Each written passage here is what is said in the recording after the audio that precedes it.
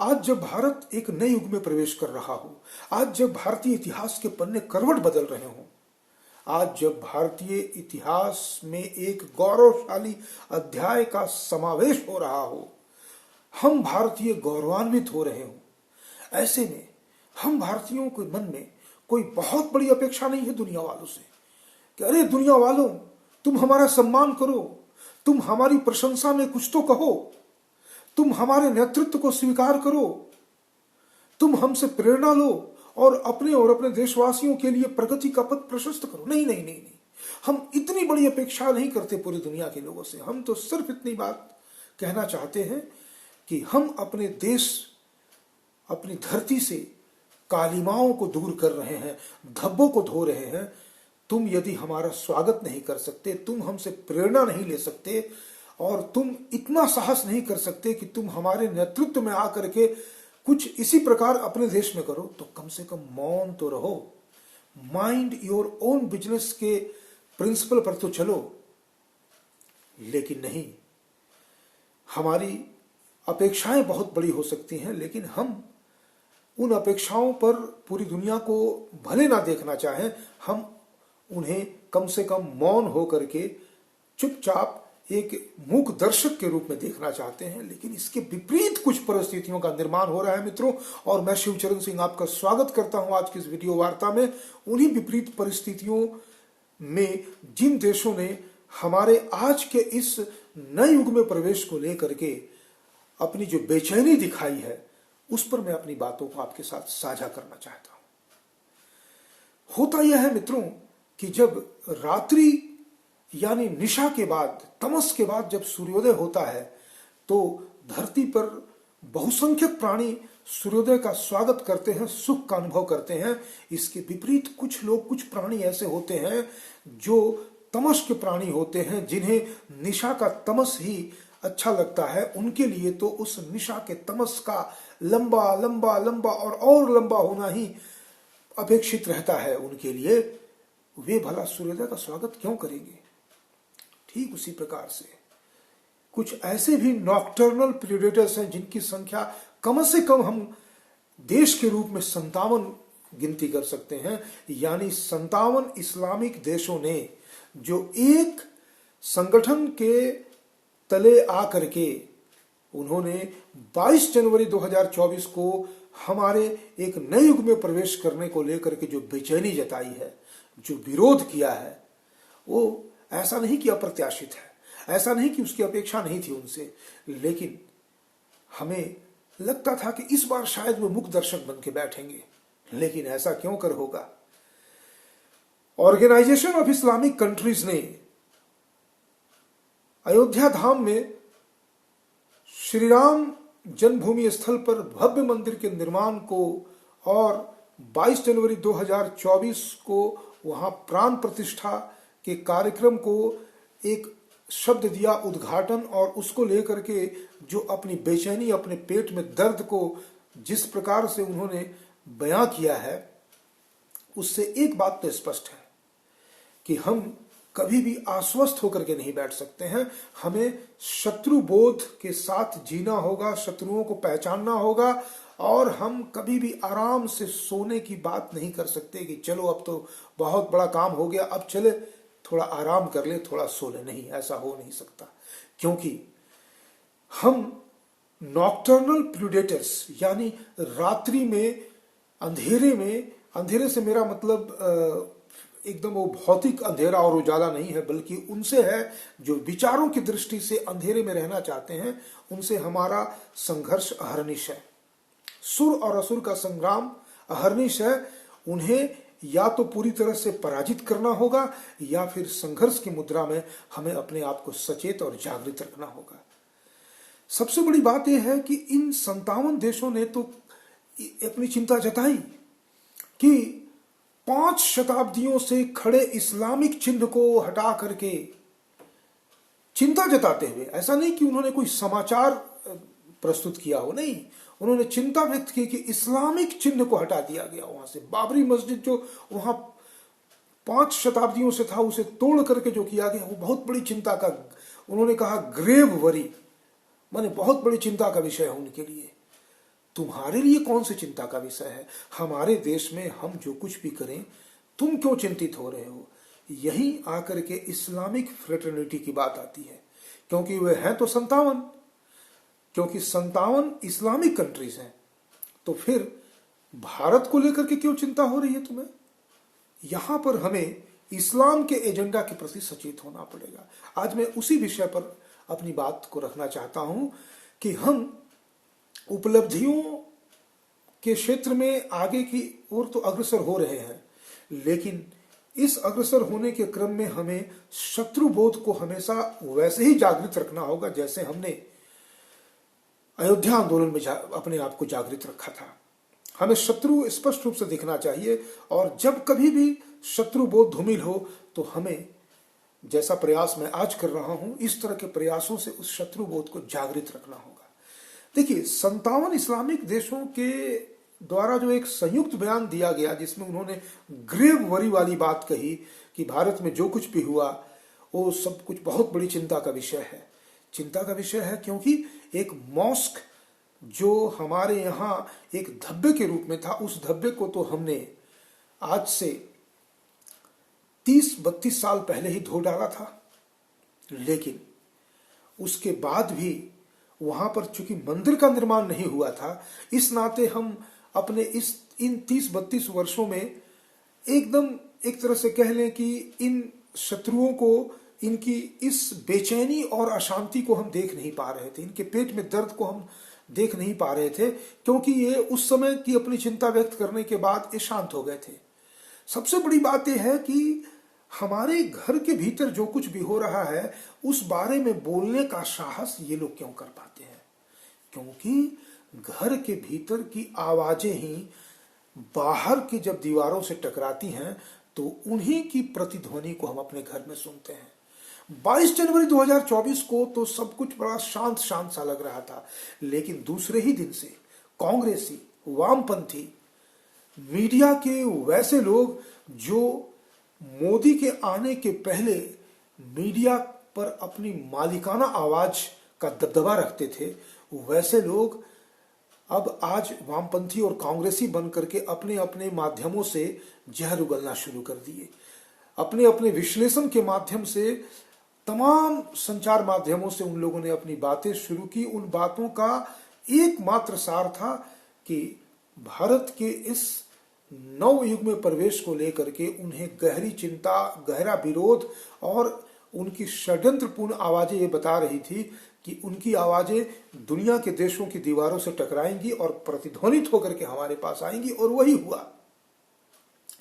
ना सिर्फ भारत के लोग, भारत के लोगों की आवाज, ना सिर्फ भारत के लोगों की आवाजें इस्लामिक देशों की दीवारों से टकरा करके भारत में लौटी है, बल्कि दुनिया के बड़े बड़े अखबार, चाहे वो जितने भी बड़े अखबार हो, न्यूयॉर्क टाइम्स हो, वॉशिंगटन पोस्ट हो, CNN हो, वगैरह वगैरह, जितने बड़े बड़े जो दुनिया के बड़े बड़े मुखपत्र माने जाते हैं, जिनमें जो समाचार छपते हैं, उनसे उन जिन देशों के बारे में समाचार छपते हैं, उन देशों को जिस रूप में उसमें पेंट किया जाता है, उस पेंट किए हुए रूप को ही दुनिया के लोग उसको स्वीकार करते हैं।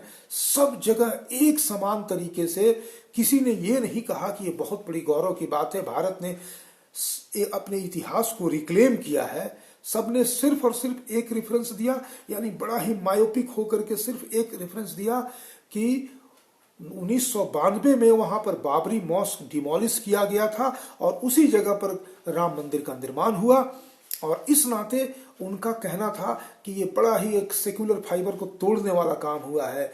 लेकिन उन्हें कौन जाकर के वह चश्मा दे जिस चश्मे से वे ना सिर्फ भारत में हुई इस्लामिक दुर्घटनाओं को देख सकते हैं, बल्कि अपने अपने देशों में भी उन दुर्घटनाओं को घटित होते हुए या घटित घटनाओं को देख सकते हैं। क्योंकि हम मायोपिया के शिकार हैं। हमें यह पता नहीं कि इस्लाम का मूल कैरेक्टर ही है कि हम, यानी इस्लाम का मूल कैरेक्टर यही है कि पूरी दुनिया को कयामत के दिन तक ले जाना। कयामत का दिन का मतलब ये नहीं कि कोई बहुत अच्छा दिन होता है, यानी एक वैसी दिशा में ले जाना जहां केवल और केवल अशांति, बेचैनी हो। सीधा मतलब है कि इस्लाम का एकमात्र मकसद है कि पूरी दुनिया के लोगों को इस्लाम के फोल्ड में ले आना, और इसके लिए ये तेन प्राक्रेन जो भी यत्न कर सकते हैं। तो फिर ऐसे में जो सेक्युलर आवाजें हैं, अमेरिका से उठने वाली आवाजें, इंग्लैंड से उठने वाली आवाजें, फ्रांस से उठने वाली आवाजें, इस्लामिक देशों से उठने वाली आवाजें तो हम जानते ही जानते हैं, यूरोप हो, अमेरिका हो, ऑस्ट्रेलिया हो, चाहे दुनिया के किसी और भी कोने से इस तरह की जो आवाजें उठती हैं जिनको हम सेक्युलर ब्रैकेट में रख सकते हैं। क्यों उठती हैं आवाजें? ये आवाजें इसलिए उठती हैं क्योंकि दुनिया में आज भी अंधेरों की वकालत करने वाले लोगों की संख्या बहुत बड़ी है, और अगर बहुत बड़ी नहीं भी है तो उनकी आवाजों की पहुंच जो है वो बहुत दूर तक है, या यूं कह लें कि वे सत्ता पर काबिज हैं। सत्ता का मतलब हमेशा शासन नहीं होता, सत्ता का मतलब होता है कि उनके पास power to dictate the terms बहुत जबरदस्त तरीके से है। और यही कारण है कि आज हमारे देश में भी वामपंथी मीडिया हावी है, आज हमारे देश में भी वामपंथी लोग मीडिया में हावी हैं। वे अपनी बातों को जितनी मुखरता से रख सकते हैं उतनी मुखरता से रखते हैं, और वे प्रभावित करते हैं। अभी पूरा देश एक अलग ही रस और भाव में डूबा हुआ है, लेकिन देखिए इनके ऊपर थोड़ा भी प्रभाव नहीं पड़ा। ये लोग पूरे इस प्राण प्रतिष्ठा के कार्यक्रम को लेकर के दो शंकराचार्य क्या इनके अनुकूल बोलने लगे। ये लोग प्रकांड पंडित बन करके सब लोगों ने कहा कि तुम्हारे शंकराचार्य ही तो ये कह रहे हैं, तुम्हारे शंकराचार्य ही तो कह रहे हैं, ये गलत मुहूर्त, वो तरीका, ये तरीका, अपूर्ण मंदिर, चुनाव के लिए सब कुछ हो रहा है। तो कहने का मतलब है कि इनका रंग बदलना, इनका पलट जाना कुछ ऐसा ही है मानो कि जिहाद करने के लिए इस्लामी जो है वो तमाम समझौते करते हैं, लेकिन अल्टीमेटली इन्हें पता है कि इन्हें करना क्या है। ऐसा नहीं था कि ये कांग्रेसी, ये वामपंथी और ये जो जिसे हम लिबरांडो मीडिया कहते हैं, इनके लिए अचानक कोई शंकराचार्य सम्मानित नहीं हो गए थे। ये तो शंकराचार्य जीवों को सिर्फ और सिर्फ एक तरह से कह रहे हैं कि अपने लिए इस्तेमाल कर रहे थे। और आज जब प्राण प्रतिष्ठा का कार्यक्रम हो गया तो फिर देख लीजिए पूरी दुनिया में इस तरह के ऐसे बेचैनी वाले स्वर उठ रहे हैं। हमारे देश में भी उठ रहे हैं, खुलेआम उठ रहे हैं। लेकिन इलेक्टोरल पॉलिटिक्स को लेकर के कुछ राजनीतिक दल जो इन्हीं आवाजों में सम्मिलित हैं, उन 57 इस्लामी देशों के जो नेता हैं उनकी आवाज और भारत में विपक्ष के नेताओं की आवाज में रत्ती मात्रा का भी फर्क नहीं है। उन्हें सिर्फ और सिर्फ इतना डर है कि कहीं ऐसा ना हो कि वे राम मंदिर के विरोध में बोले और उधर उनका वोट बैंक कटा। वो तो कहिए कि वोट बैंक और डेमोक्रेसी की वजह से उनके आवाज थोड़े दबे हुए हैं, और उनके गुर्गे जो वामपंथी मीडिया के नाम से अलग अलग जगहों पर काबिज हैं वे बोल रहे हैं, अलग अलग स्वरों में बोल रहे हैं। लेकिन जो नेतृत्व करने वाली विपक्षी जो खेमे के लोग हैं वे अपने विरोध का तरीका अलग रखे हुए हैं, लेकिन उनकी भाषा उन लोगों की भाषा से रत्ती मात्रा भी अलग नहीं है जिन्हें हम ऑर्गेनाइजेशन ऑफ इस्लामिक कंट्रीज कहते हैं। सवाल यह है कि मैं इन बातों को जो बता रहा हूं ये तो आप अलग अलग सोर्सेस और माध्यमों से जान रहे हैं, लेकिन अब हमें आगामी क्या करना है। देखिए, जब तक कोई स्ट्रॉन्ग मैसेज नहीं दिया जाएगा ना, तब तक ऐसे लोगों के ऊपर एक तमाचा नहीं जड़ेगा। देखिए, ये लोग चीन के खिलाफ क्यों नहीं बोलते हैं? उइगर मुसलमानों के साथ जो कुछ भी वहां हो रहा है, चलिए ठीक है, मानवता की बात तो हम हर जगह कर सकते हैं। हम चीन में जो उइगर मुसलमान है उनकी मानवीय मूल्य, मानवाधिकारों की तो हम बात कर सकते हैं, इस्लामिक अधिकारों की बात नहीं कर सकते हैं। वो जो कुछ भी चीन कर रहा है वो जाने, क्योंकि इस्लामिक अधिकार जो होते हैं ना वो बेसिकली अमानवीय अधिकार है, या यूं कह ले कि दूसरों के मानवीय अधिकारों को हरने वाला जो अधिकार है वो है इस्लामिक अधिकार। हमें इस नाते कुछ स्ट्रॉन्ग आवाजें देनी होगी, आज नहीं तो कल देनी होगी कि देखो, तुम तो उन इस्लामिक चिन्हों की बात करते हो ना जिन्हें 92 में हमने एक धब्बे के रूप में हटा दिया था। आने वाले समय में हम काशी विश्वनाथ यानी वाराणसी से भी उस धब्बे को हटाएंगे, मथुरा से भी उस धब्बे को हटाएंगे। लेकिन घबराओ मत, हम लगभग लगभग 30-40 हजार वैसे अपने जो देव स्थल थे, वो वैसे मंदिर थे जिन्हें तोड़ करके मॉस्क बनाया गया है, हम उनको तो हटाएंगे ही हटाएंगे। लेकिन आने वाले समय में जब दुनिया इस जागृति के चरम पर पहुंच जाएगी कि इस्लाम अगर किसी तरह का रिलीजन है, किसी तरह का मजहब है, जो धर्म तो कदापि नहीं, कभी नहीं हो ही नहीं सकता है, तो उसके किसी भी चिन्ह को दुनिया के किसी भी हिस्से में होने का कोई औचित्य नहीं है। हम उस दिन की ओर आगे बढ़ना चाहते हैं और इसी नाते हम बहुत ही स्पष्ट तरीके से एक संदेश देंगे। आज तो हमने कोर्ट के माध्यम से लड़ करके एक ऐतिहासिक कालिमा को धो करके, एक धब्बे को धो करके हमने अपने गौरव को प्राप्त किया है।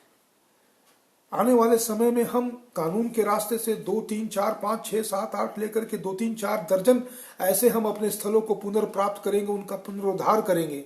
लेकिन एक समय ऐसा भी आएगा जब इस्लाम की सच्चाई बताने वाले भारतीय दुनिया में इतने मुखर स्वर में खड़े हो जाएंगे, जब दुनिया में सब लोग जान जाएंगे कि इस्लाम जो है वो एक ऐसा मजहब है जो मानवीय मूल्यों के खिलाफ है, पूरी दुनिया के लिए संकट है, जो कि है। कुरान की वास्तविकता जब लोग जान लेंगे तब जो है आज 1, 2, 3, 4 से लेके कुछ दर्जन मस्जिदों की बात हो रही है ना, उस समय हजारों हजार की संख्या में मस्जिदों को डिमोलिश किया जाएगा।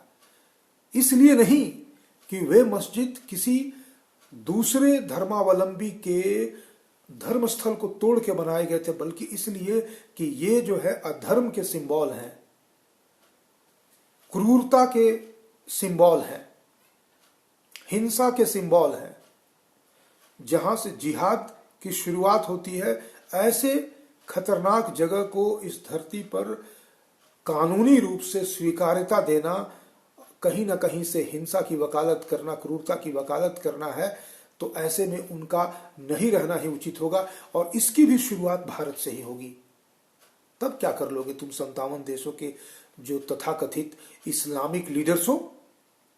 तब तुम कौन सा कायदे से, तो तुम्हें स्वयं अपने लिए भी ये सोचना चाहिए कि हम किस जाल में फंस चुके हैं, हम किस पिंजरे में कैद हैं जिसे हम इस्लाम कहते हैं। लेकिन चलो, ये तो बहुत बड़ी अपेक्षा होगी कि तुम अचानक ओवरनाइट कुछ देश जगने लगे हैं, कम से कम वहां के लोग जगने लगे हैं। अरे भाई, लोग जगेंगे तो वही ना वहां शासन भी करेंगे कल को। तो चलिए, ये भी हम अपेक्षा कर लेंगे। लेकिन आज जब तुमने संयुक्त एक बयान जारी किया और ग्रेव वरी एक्सप्रेस किया, तो ऐसे में तो हम यही कह सकते हैं कि आज तो तुम ग्रेव वरी कह रहे हो। उस दिन क्या कहोगे जब हम अपने उन स्थलों को तो रिक्लेम कर ही लेंगे जिन्हें तोड़ करके मस्जिद बनाए गए हैं, लेकिन कल को हम ये भी करेंगे कि भारत में एक भी मस्जिद नहीं होना चाहिए। तब तुम क्या करोगे? तब तुम अपना ग्रेवेस्ट वरी जारी करोगे।